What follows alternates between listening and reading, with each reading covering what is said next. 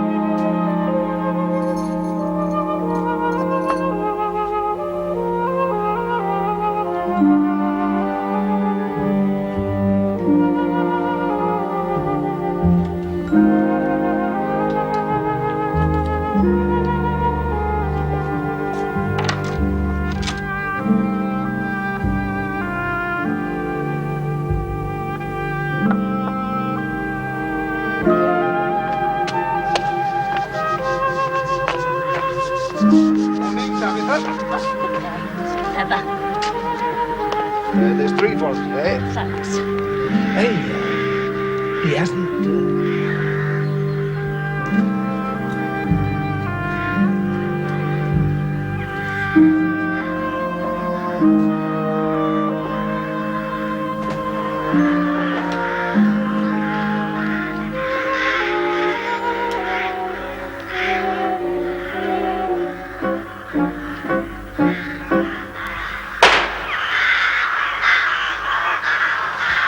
That tower down, Mr. Brontë, if you go emptying your pistol into it every morning.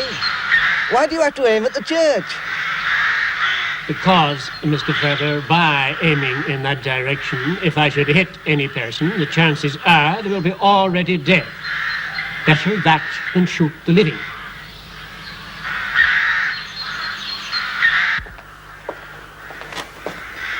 What's this?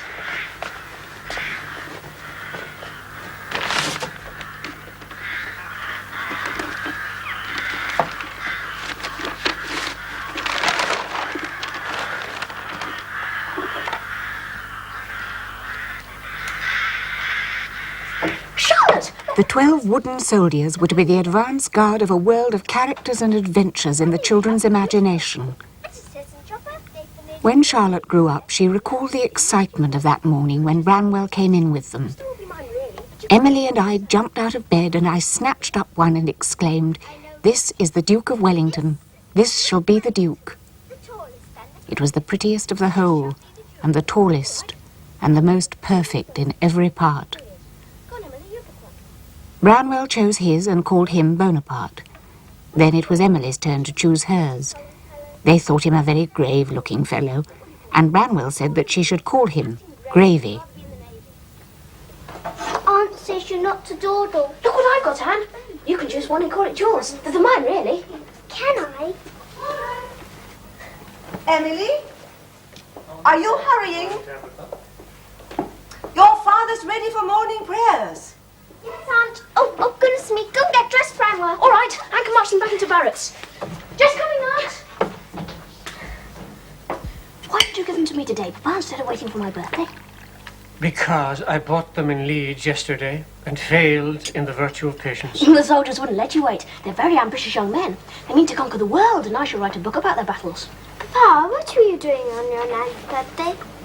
I was working for the blacksmith in Drumbaryroni. I wish your father had been a famous lord and not an Irish peasant. He was none the worse for it, my son.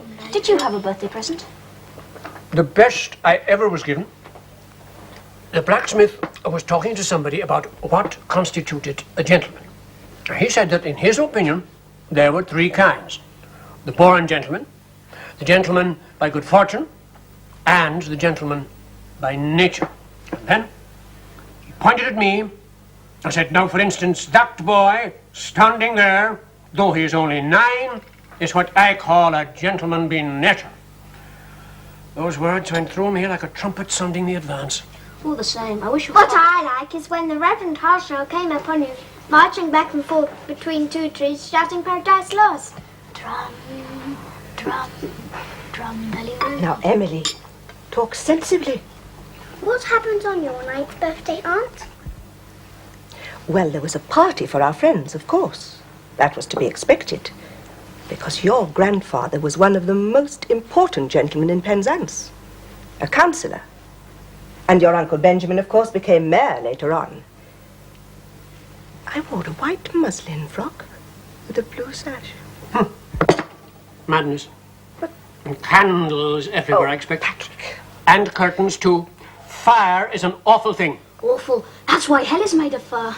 Was our Mama at the party? Oh, poor dear Mamma.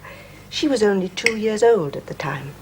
But the nurse brought her in to hear the singing. I don't remember, Mamma. I'd like to visit St. Michael's Mount in the castle. It was built in 1037. It must be rapture to see the sea. I long for that moment in my life. Do you pine for it, Aunt? That is a very childish word, Charlotte. When your dear Mamma passed away, it was my duty to take her place. And that is all that concerns me.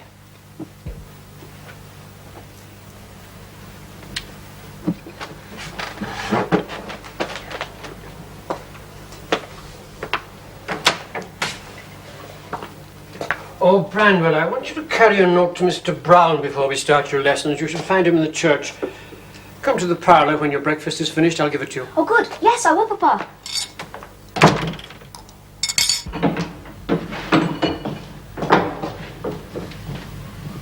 Mr. Brown? Mr. Brown?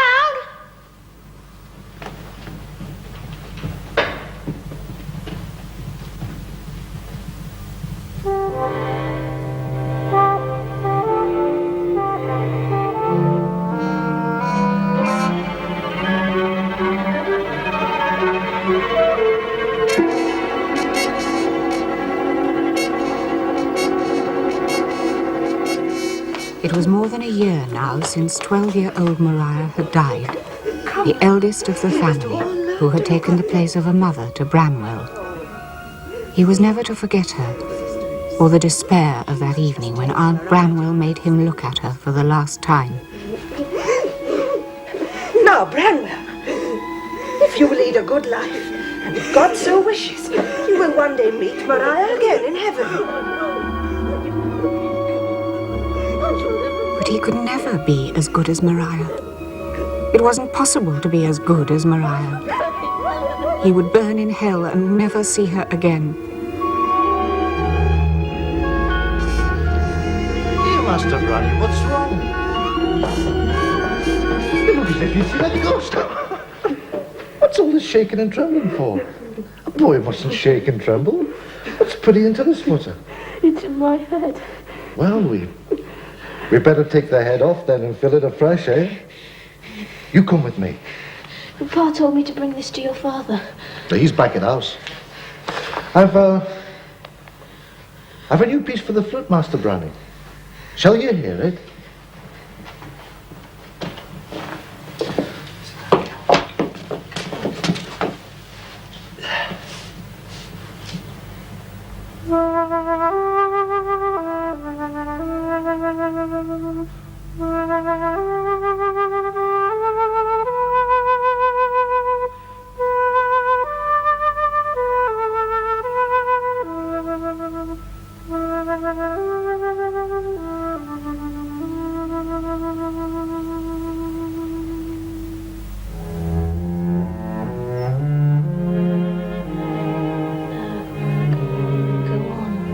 Go on forever.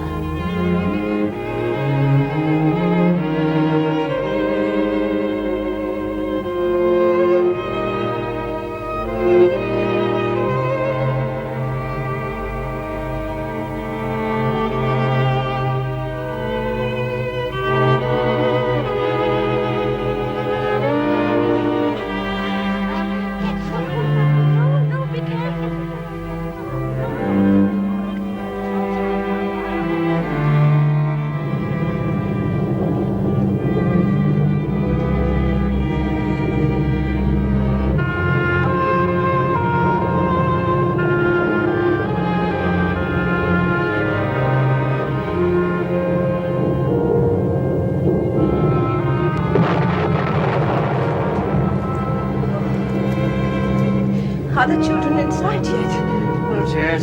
But Tabitha is a sensible woman. We may hope she has found somewhere to shelter. There wasn't a cloud in the sky when I left home. I never saw such a cold. Poor children, here comes the rain now. At least that would make the lightning less dangerous.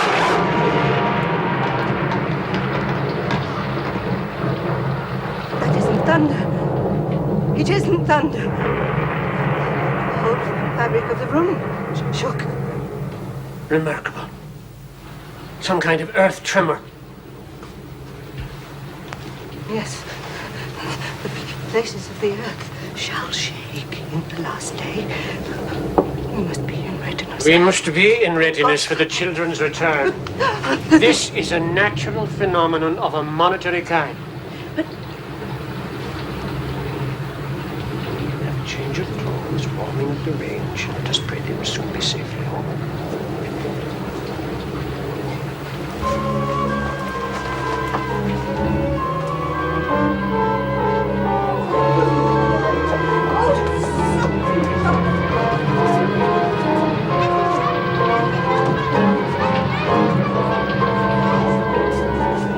Oh my goodness! What's up?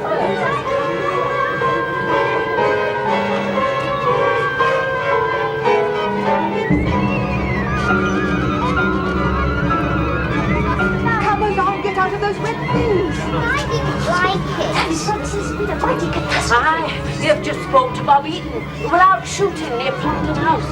He says there's been a fearful eruption in Crowhill Gulf. Crowhill Gulf? Aye, a torrent of water and mud and boulders gone over cliffs into Plumpton Glen.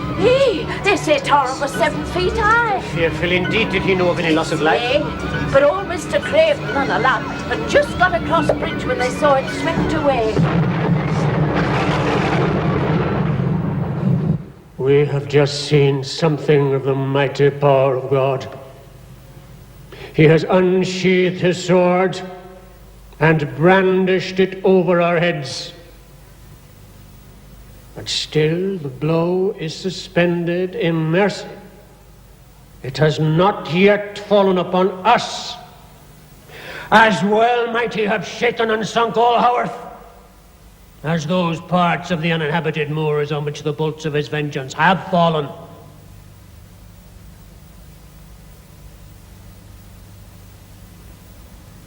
Let us heed the warning.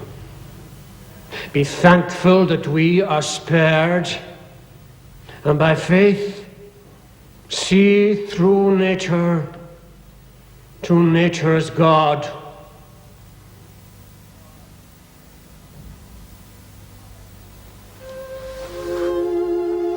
I wish Aunt wouldn't make me sew bolster cases. It sounds so decent. Pillowcases I could tolerate. All signs of punishment to me. The only way I could get into heaven was through the arm and needle. I should remain outside like the camel. What are you making now, Granny?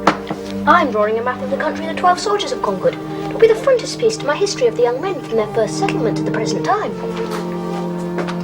This was the visionary land the children played at exploring. They imagined a great city and called it Glasstown or Verdopolis, and the country became known as Northangerland. They peopled it with soldiers and politicians, poets and painters, villains and heroes, and recorded their adventures in writing so small that it is almost impossible to decipher without the aid of a magnifying glass. They devoured all the books from their father's small library. Engravings of the grandiloquent biblical paintings of John Martin hung on the walls, and the children transmuted all this into their imaginary world, along with the politics of the day. Children, the Leeds intelligentsia has come and the great Catholic question has been decided at last. All the hotly debated issues of the Commons and the House of Lords were followed no less eagerly than the stories they invented for themselves. The great world beyond Haworth was as vivid to them as their own lives. They listened to the reports of the speeches and the voting with what Charlotte described as breathless anxiety, particularly everything that her hero, the Duke of Wellington, had to say. If this room is as hushed as the House of Lords, You shall hear every precious word of it.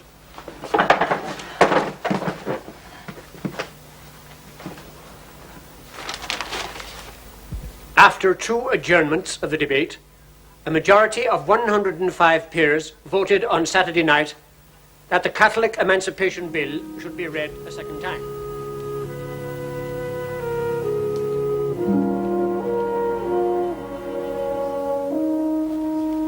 Can I have a candle, Tubby? It's getting too dark to see. That's because you're right no bigger than a fairish can read. It's too soon for a candle. Your aunt will call me wicked and wasteful. Oh, Tubby, please. Have you ever seen fairies, Tubby? Nay. One summer evening, nigh 50 years ago, me mother come running in saying she'd seen a fairish in Fieldhead Hollow. That was the last fairish ever seen in this countryside. Well, the factories has drove them away. Grasper's seen ghosty. Do you remember Grasper? When we were walking near Topwithins, he stopped and growled with his coat staring. He wouldn't go near the old house. I am the chief genius, Branny Eye, and with me there are 3 others, Tally Eye, Emmy Eye, and Nanny Eye. We are the guardians of this land. I prophesy unto you that we shall one day become a great and mighty nation and rule all the world.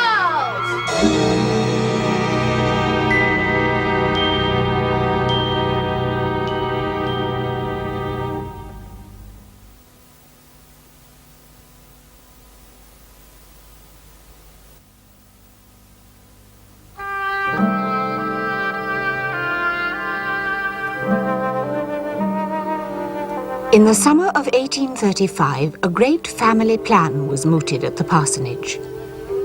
The question was, to what trade or profession should Branwell be brought up? He was now nearly 18. It was time to decide. They all thought there could be no doubt about his talent for drawing. He might turn out to be a great painter. The best way of preparing him to become so would be to send him as a pupil to the Royal Academy. The money would have to be found, but Aunt Branwell could help from her small capital, and Charlotte had been offered a post as teacher at her old school, Roe Head. Emily would also go there, as a pupil, with no fees to be paid.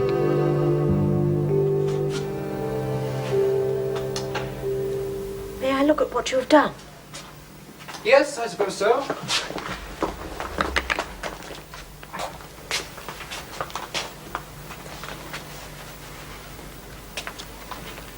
Very like Emily. You've caught her there forever.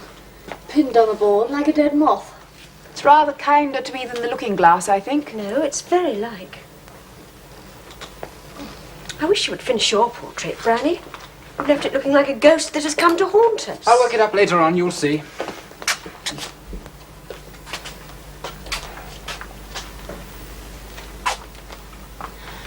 When you're a famous man, with a stream of fashionable carriages at your door, will you go to Italy and invite us on a visit? You're all taking it very much for granted that it's a painter I'm going to be, just because I'm entering for the Royal Academy schools. But you're just as likely to find yourselves with a novelist and a poet for a brother. Even more likely. As long as you don't fall between too many stools. Remember what Dr. Johnson said? The true genius is a mind of large general powers accidentally determined to some particular direction. We shall bathe in your reflected glory, whatever you do. Not without envy, I'm afraid. The female must live the glorious life by proxy. That does well enough for me. I take it you've not been to this part of the world before, sir? Scarcely. I know the East Riding better. Ah, Haworth itself, I mean. No. This village is an individual. Go 5 miles and you've lost the breed. Made a local millstone grit here, body and soul. And you want to appreciate that as you're off in the morning. Now, I tell you what, sir, if you want company and conversation after you're soaked, you've no need to sit alone for the lack of that. No. You have a village philosopher, have you? Ah, Parson's son, young Mr. Brontë. He can talk like a book and he's a mind, though he's had no schooling what his father gave him. Oh, how's that? The old man had fears, and who can blame him? After losing his 2 eldest daughters, 11 years old and 10 years old they were, from the bad conditions at a school for clergy daughters. And his wife dead 4 years previous. He worshipped the eldest one, Maria. Seems she were too good for this world. Young Mr. Brontë says often enough, she's all he's known of her mother. My angel mother-sister, he calls her. Well, not being with other lads has been a drawback to him. He's not so sure of himself as he tries to make out. He's shy of strangers. But put him at his ease and you won't want for entertainment.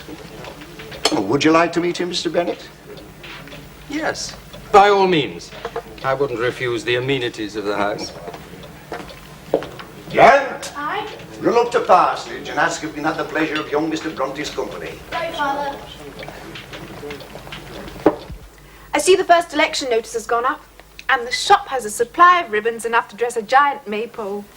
I hear the betting is 3-1 against the Tories. Poor England. Well, let's hope if the Whigs get in, they'll exclude Lord Brougham. If there's anyone I abominate, it's that man. Well, the battle isn't decided yet. Emily, keep turning your head to the window. How can I work?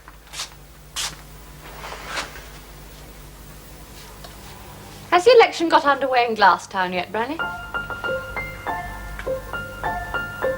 You and Charlotte have been very uncommunicative on the subject lately. Dopolis, we don't call it Glasstown anymore. We've been waiting on great events, ready to surprise you. Whom do you suppose Alexander Rogue has married? You'd never guess. Zenobia Elrington. Ah. Rather Zenobia than me. I hope now that Alexander Rogue is married, he won't drink so much. Well, do you remember how you described him once? In the midst of this princely profusion sat Rogue upon his sofa, sipping incessantly from a bottle of the most fiery liquors. Look, you can't expect a passionate rebel to behave like a curate. A girl wouldn't know what sort of fires have to be banked down in a man of his sort. There's someone coming up to the house. I think it's the Sugden boy. I wonder what he wants. Yes, it is. All right, I'll see him. All right, Tabby, I'll answer it. Of all the trades in England, the begging is the best. For when the beggar's tired, he can lay him down to rest. And the begging I will go, and the begging I will go. Ah, here's the man. I've a pot for me own, Have you? have another for me song. It's really good of you to come, Mr. Branwell. There's a gentleman here. Be pleased to have your company for a little conversation. Take you through to him. He's just finishing his supper. Who is he, Tom? Mr. Bennet, London bred. Going on to visit the Honourable Stuart Wortley in the morning, who's staying at Ragley Hall till over the days of the election. When he comes to Tupney, I can see as well as me. Here he is, sir. How, Mr. Brontë? Ah. My name is Bennet. Most kind of you to come, Mr. Brontë. Allow me to draw you up a chair. Allow me to order you a drink. What shall it be? Now, I wouldn't object to a toddy. To warm the cockles, settle the stomach. Yes, 2 steaming toddies then, please, Mr. Sugden. Well, Mr. Brontë, it's uncommonly friendly of you to give up your time to entertain a stranger. Our friend, the landlord, tells me that you're quite a young man of parts. What course do you see your future taking? Well, that depends. I don't know that I've decided. The moment of choice. It can be very teasing. How do you see the alternatives? I might be a painter. I've been doing that. Mm-hmm. And writing. I might be a writer.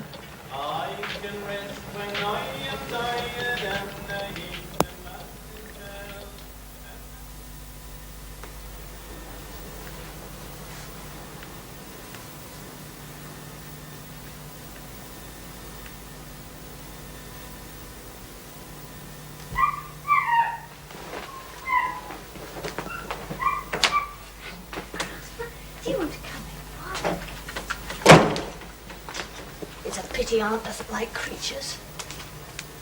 When Charlotte and I are away, Anne, we will have to fight for their rights. grasper wasn't Papa's, I didn't believe she'd let him in the house at all. Have you noticed how she keeps away from the peach room now? Adelaide and Victoria are there. It's the way geese hiss that she doesn't like. But pheasants don't hiss!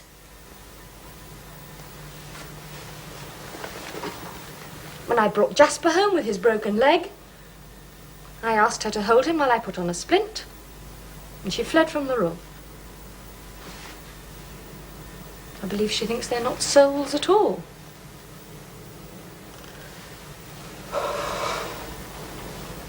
What a sigh.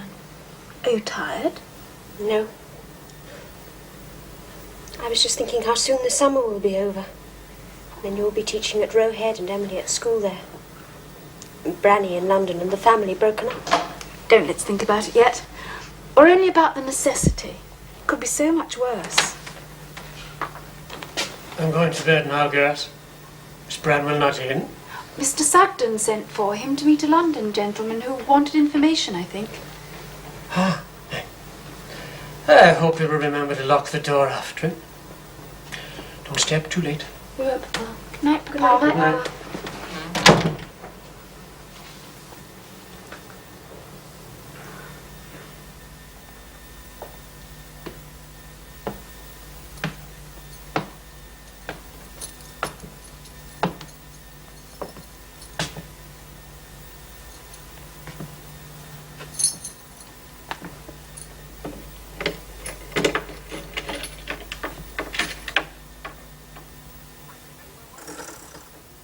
I may very well write to Blackwood's magazine and offer myself to them. The Ettrick shepherd has died, as you know. Delightful James Hogg. I may very well, when I'm settled in London, the mightiest city in the world, and mighty men dwell there. Christopher North, the editor, has a dog called Brontë, which he's very fond of, so he might well be as fond of a talent with the same name. I don't doubt that I shall make my way. Fiat justitia ruat coelum. That means justice must be done. I beg your pardon, sir, but I've been so much amongst the barbarians of the hills that I forgot. It isn't often that I have the chance of being able to speak to a messenger of the gods. Now, you may laugh, but you have met and conversed with the makers of our history. The great names. Melbourne, Peel, Wellington, Byron, Macaulay, Wordsworth. They have for me the more than real unreality of supernatural beings. I believe I have the powers to bring me to those Elysian fields. But as it is, I'm still peering into the trackless forest that stands between me and the promised land. Oh, not so trackless, I would say, Mr. Brontë. To hear you talk, one would imagine that you'd lived in London all your life. From the maps! The maps! I've explored every lane and alley in the maps. I've lived there in my mind. I've watched the Houses of Parliament burn, looked up at the swelling dome of St. Paul's. Ah, that's it, landlord. You supply our needs very aptly. My dear sir, you've stood host enough. This should be my privilege. Oh. Only like a fool, I've come up without any cash. But Tom Sugden will trust me, won't you, Tom? You'll chalk it up? Why, certainly, Mr. Bramwell. Well, then, I will drink to your genius, Mr. Brontë. To fame and fortune in the mightiest city in the world, Sir Patrick Bramwell Brontë, Royal Academician. By God, sir, I'll drink to that myself.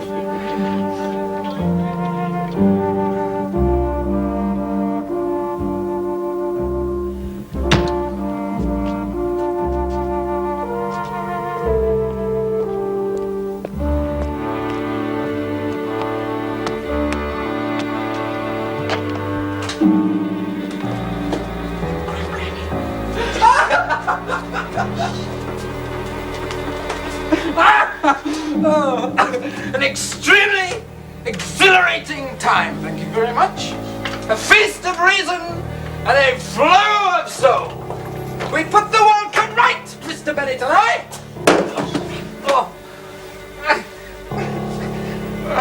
Nothing like hot toddy for putting the world to rights. Bravo! A man of considerable experience, Mr. Bennett. He prophesied I should have a great future in Vitopolis. I think Alexander Rogue should go to bed. Earl of Northumberland, if you don't mind. R.A.M.P.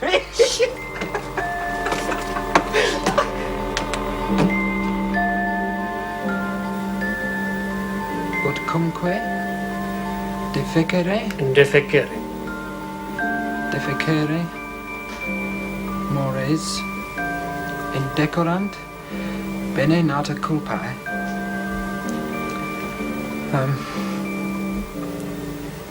When the laws of conduct fail,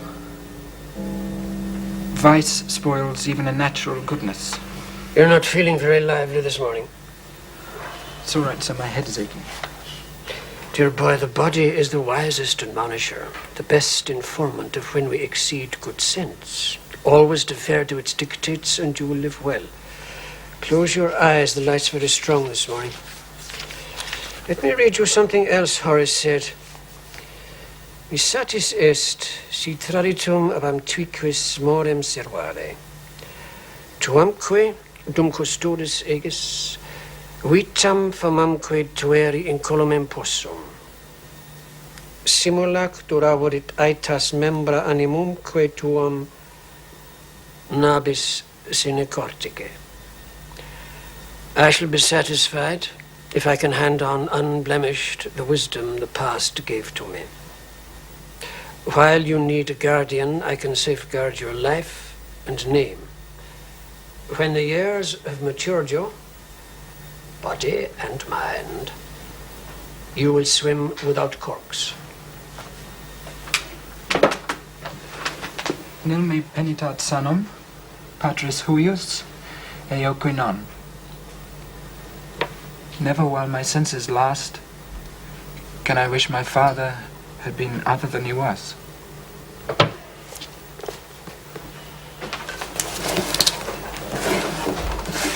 I'll go and tell Charlotte the apples are ready for her pie.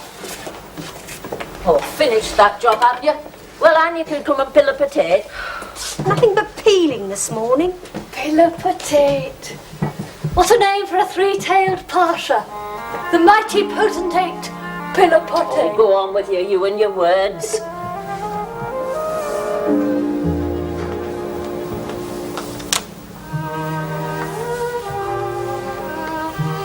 The apples are peeled and sliced for your apple pie. Oh, Ebony, I've just seen the Duke of Zamorna nearly kill a man in a duel. A rival in his love for his mistress. And she looked more rapturous than horrified. Oh, what a mystery human nature is. Well, if you worry about that now, you'll spoil your apple pie. Apple pie is the one thing I know I do well. I decided this morning that I have a quick but limited intellect. When I'm at Roe Head, they'll expect me to have intellect. And they won't find any. Oh, yes, they will. Or something even better. Common sense coupled with vision. Common sense must be a very peculiar thing, then. I so often fall out with what the world finds sensible. I wish we could be left in peace to be ourselves.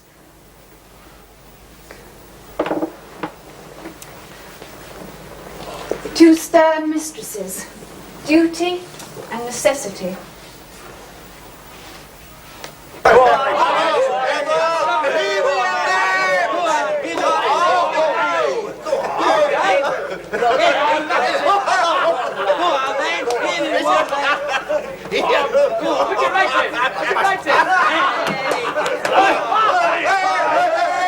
Hey, stop! That'll never do.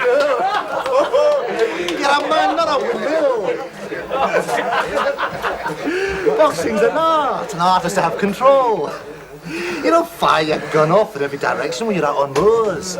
You keep steady and aim. The world isn't your enemy, man. It's your challenge. It's a test of style. And it's just the same with Bob here.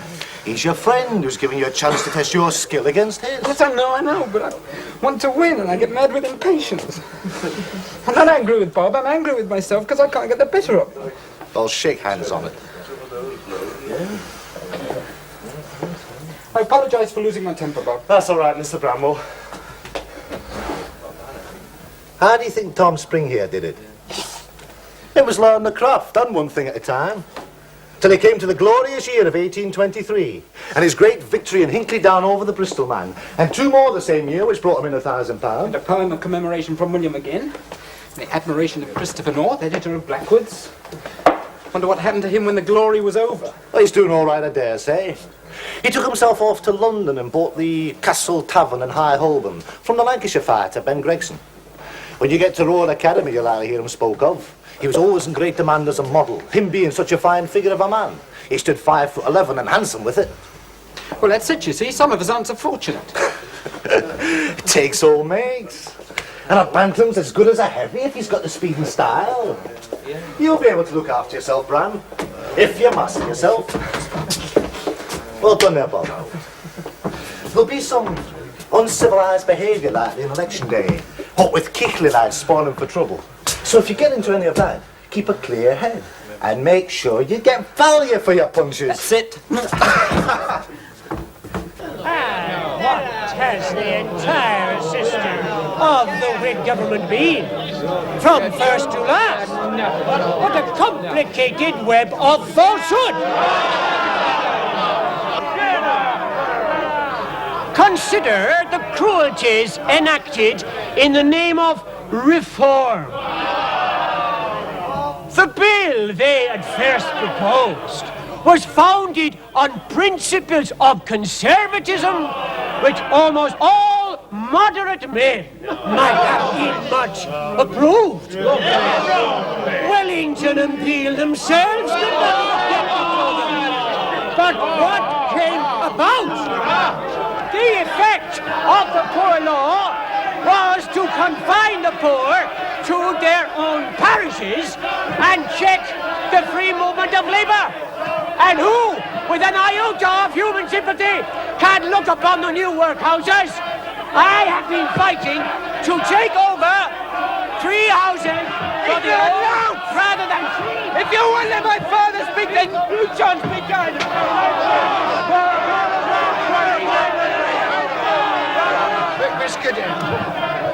A Bineworthy it would be if you had the making of it! Shut your mouth, you old...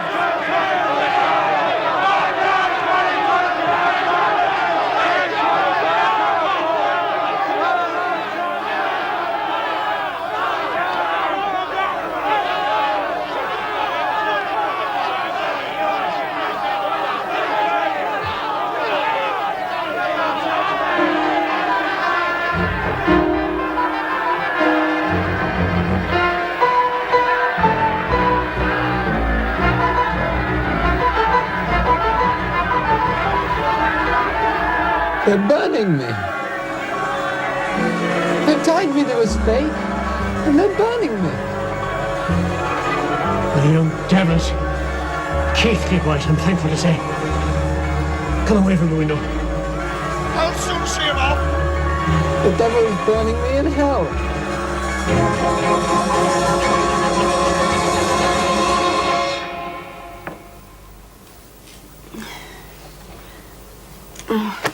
It's no use. I get to the end of a page and realise I haven't taken in a word. I was all the time thinking of leaving home tomorrow. I wish time would stand still and let us live in this evening forever. We should be caught like ghosts in an old house. That could only be unhappy. It would be better than being eternally shut outside, trying to get back into the old life. Not if the house were empty. Or think of always haunting empty rooms. Ah, it would be better then to forget human beings altogether. Oh, no, Emily, what would be left? Everything.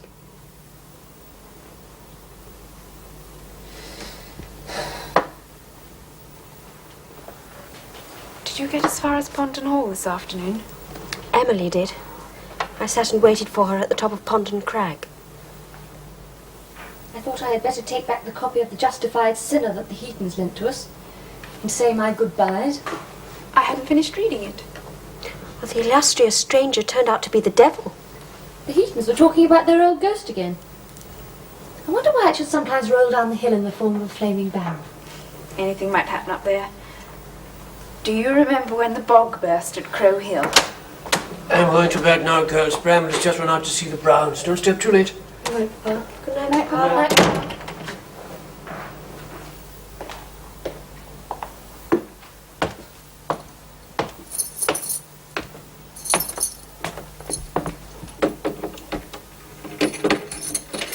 my work away now with good conscience, and we can have our perambulation. It would be like a stroll at World's End, with both of you leaving tomorrow. Oh, the Christmas holidays will come. You'll be surprised how soon.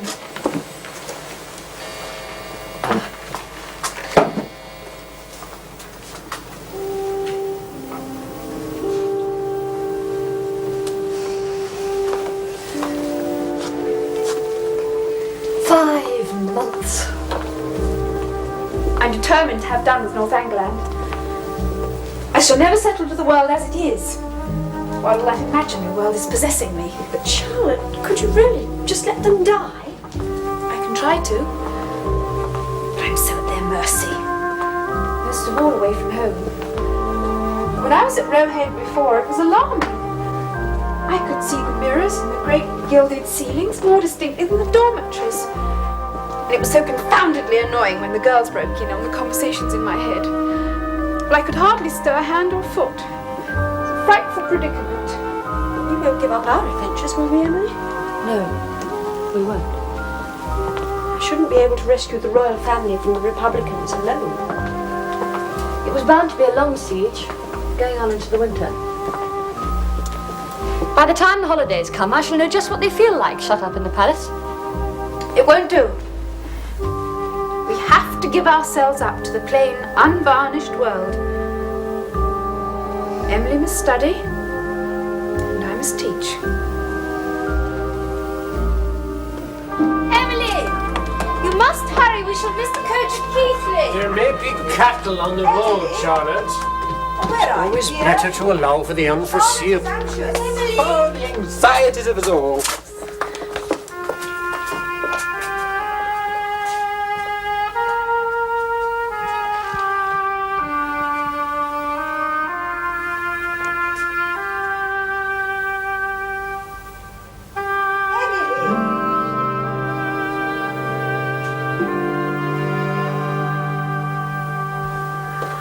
There you are, child. What was keeping you? Don't be unhappy. Great changes will have happened to Northangland before I see you again. Not wretched things, I hope. Well, you know what they're like. I'll keep you informed. And of every hour of London when you get there, I'm longing to share that with you. All right, whatever a girl should hear.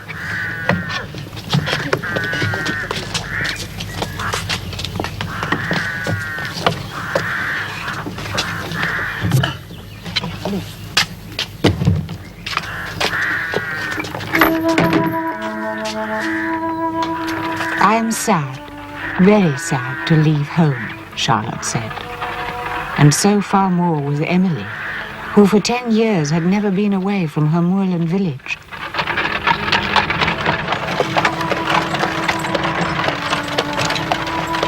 For Charlotte, there were compensations. It was going back to familiar ground, to teach at the very school where she herself was taught 5 years before, and living not far away were old school friends. Ellen Nussey was one, we shall meet her before the end, and another was Mary Taylor, sometimes called Polly, the daughter of a radical-minded cloth manufacturer and banker.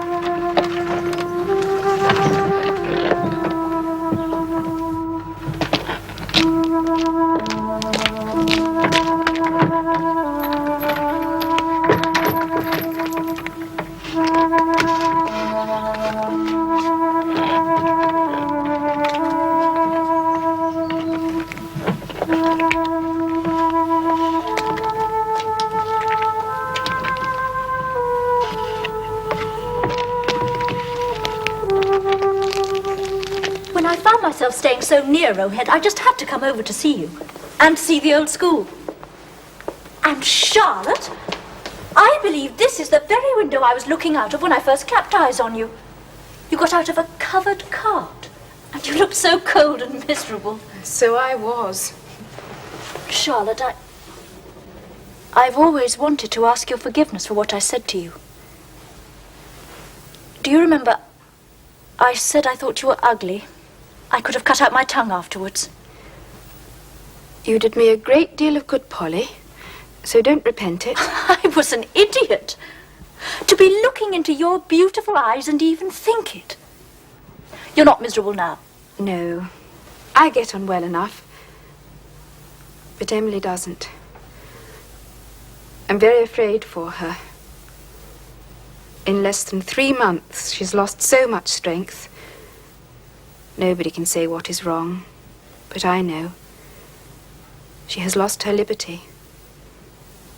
Every morning she wakes, and the vision of home and the moors rush on her. And her nature is too strong for her fortitude. I feel in my heart she will die if she doesn't go home. Then she must go. Have you written to your father? But Emily's begged me not to. She feels it would be a defeat. But I've made up my mind to write this evening and ask that Anne should take her place. Anne is the philosopher among us. Oh, Charlotte, is it really worthwhile going through all this for so little reward? Surely by the time you have clothed yourself and your sister, there's almost nothing left. Nothing, I'm afraid. But we're less strain on Papa. Very necessary just now, because Branwell has to be kept while he's training at the Royal Academy. That's all important. Yes, I see. He's very brilliant. Perhaps it's a future worth the sacrifice. The coach will drop you here. You walk along to Newgate Street, turn right into Warwick Lane, and then left here into Paternoster Row. You will find the Chapter Coffee House on the right-hand side. Greet it with a young man's salute, for it was there, as you know, that I used to stay on my way to Cambridge. Yes, I know. And Dr. Johnson and Goldsmith before you? Thomas Chatterton, too, they say. The boy poet who killed himself, impatient of fame. The marvellous boy, the sleepless soul that perished in his pride. Its literary connections now all in the past. Unless sermons can be included in the profession of letters, it is now a good deal the haunt of clerics. And was so even in my undergraduate days. But I felt the shades of Parnassus brooding over it still. My dear boy, you're trembling. Thought of it. The mightiest city of the world. I'm going to be a part of that life. And in a while, maybe take a lead in it. Oh, it's like coming to a great spring where all my thirst will be gratified.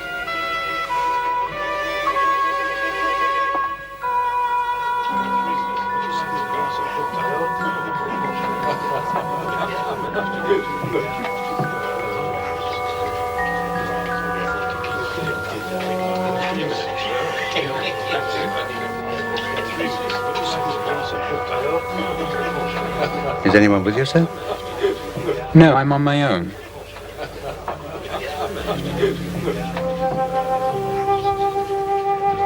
Next morning, he examined his letters of introduction and put them away again, sallied out into the streets, threaded the dense and bustling crowds.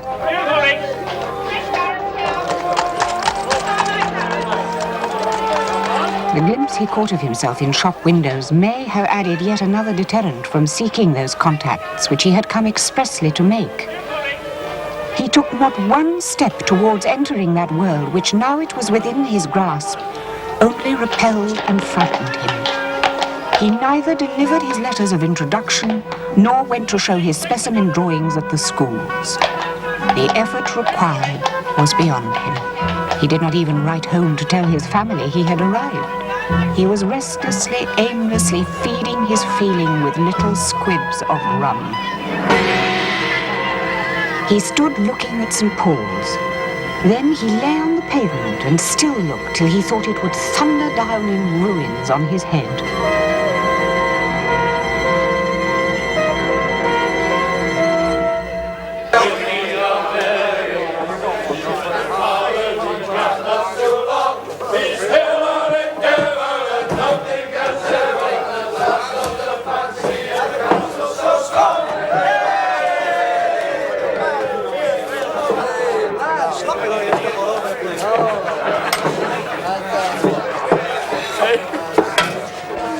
Hero of mine, Mr. Springthorpe.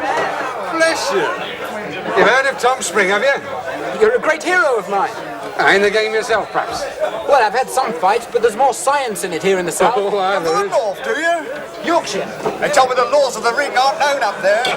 It's more savage than in Kentucky. Damn rubbish. There's more loss of life life and limb in 1 year, then overall the rest of it in 20. Fair stand-up fight. But we don't pull our punches, that's true. Ah, there is them that calls it a brutal sport. Stuff and nonsense. The English aren't a brutal race, but they're a race of boxers. Oh, aye. I read a work by Sir Charles Bell, a treatise on the human hand. He didn't call the hand degraded by becoming a fist and striking at the odds frontis of Samson Agonistes. What? The frontal bone, you know. He delights in the beau ideal of a fist such as Mr. Spring, and thinks pugilism one of the chief causes and effects of the British spirit. And it is. Man of brain as well as metal, eh? And a fellow North countryman, I'm glad to hear. My name's Wolven, a Bradford man. Give me the pleasure, shake me by the hand, sir. I'm pleased to know you, sir. My name's Brontë. The right proper name for a hero, Nelson and Brontë. Excuse my curiosity, may I know your profession? I'm a writer and a painter. Should have heard of you, of course. But my job's engineering, the new railroads. That sounds prosaic to you, perhaps, but I tell you, the steam engine is the great transforming stroke of imagination of this century. What comes of political revolution now? Except reaction. Look at France. But mechanical invention, that really alters man's condition. Nonsense. If anyone wants to be part of a mighty future, Mr. Brontë, let him turn his attention to the railroads. There's something in a flying horse, there's something in a huge balloon, but through the clouds I'll never float until I have a little boat shaped like a crescent moon. But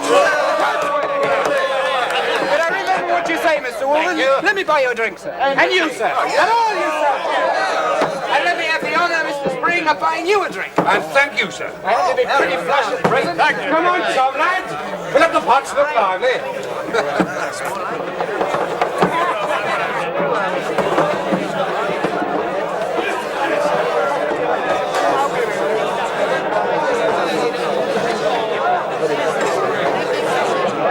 Very strong.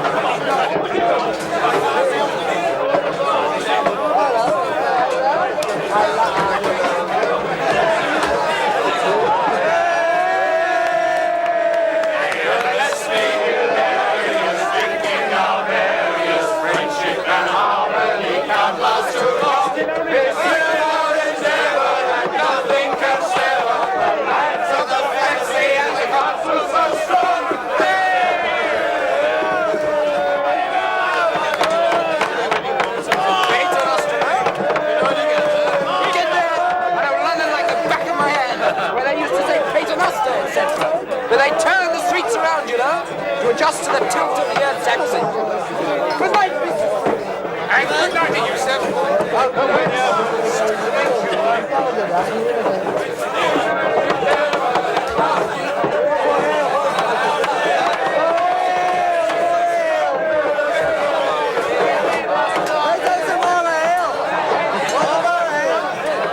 Your shaving water, sir.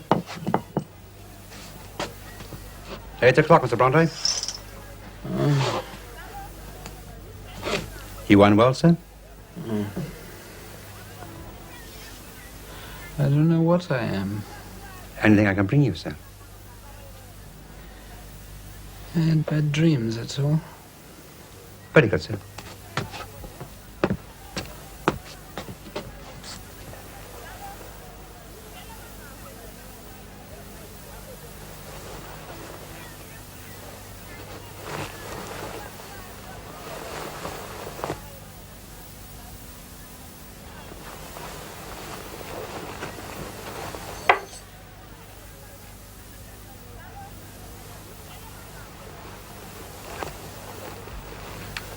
Oh, God.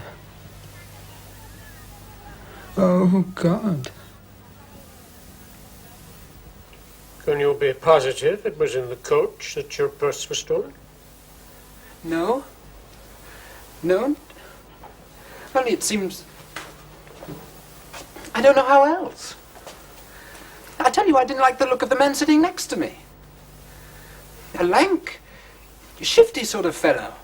And the purse was most certainly in the pocket next to him. The other purse for my immediate needs was in my inner pocket, thank goodness. When did you first realize it was gone? Not until the next day. I was too tired and bewildered. Did you report your loss at the coach office? No? How can I make an accusation without proof? These things should always be reported. Well, it may have slipped from your pocket, dear, onto the floor of the coach. No, I'm sure I should have heard it. What was the good of going on? I failed you. It was money you could ill afford. You had such hopes I'd succeed. Then rather the men had stabbed me. Childishness, Bramwell. We have all received a serious blow, and we have to recover from it together. I shall write to the coach office. We need not give up hope yet. Are you sure you've told me everything I should know? What do you mean, told you everything? I threw it out of the coach myself. Oh, if you knew how I dreaded having to tell you. You think I wanted to come back like a beaten dog? You gave me the chance. It's been a failure. His misery is not enough for you.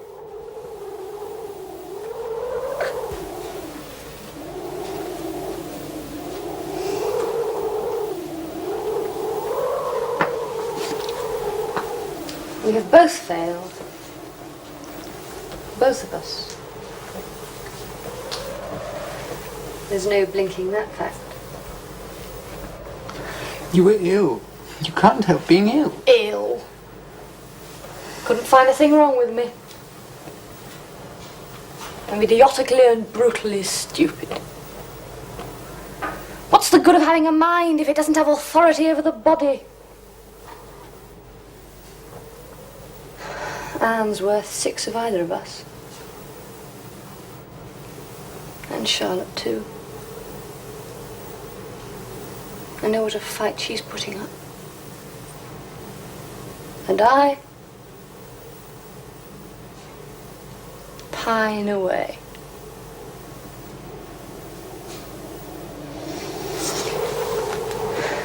Well, I won't think well of myself again until I deserve it. Don't think much of me either. I did think well of you. I could think well of you. What do you mean to do now? I've written again to Blackwood's. This time they'd better answer it. I've asked them if they think their magazine's so perfect that no addition to its power would be either possible or desirable. Any other plans?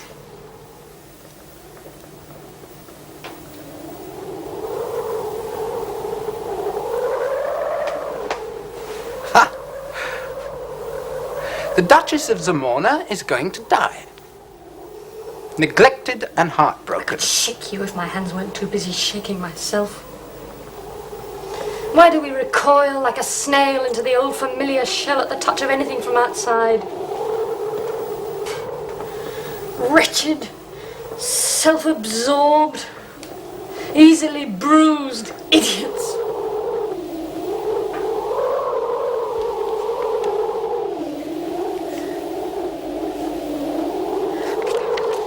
Stupidity! Asses! Trying to teach such fat-headed oafs the difference between an article and a substantive. Am I to spend the best part of my life pretending to be kind, patient, and assiduous? If I could only have the power of vision to overpass these limits.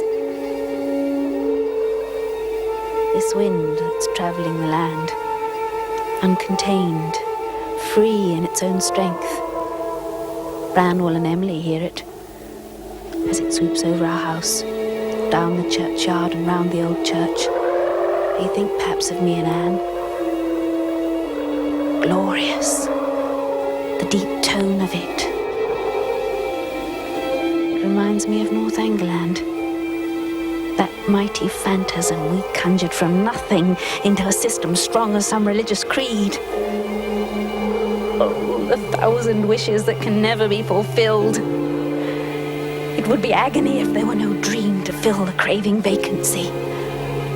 Howard Linden, Childe Harold, Flodden Field, the burial of Moore. Why can't the blood rouse the heart wake the head? The head prompt the hand to do things like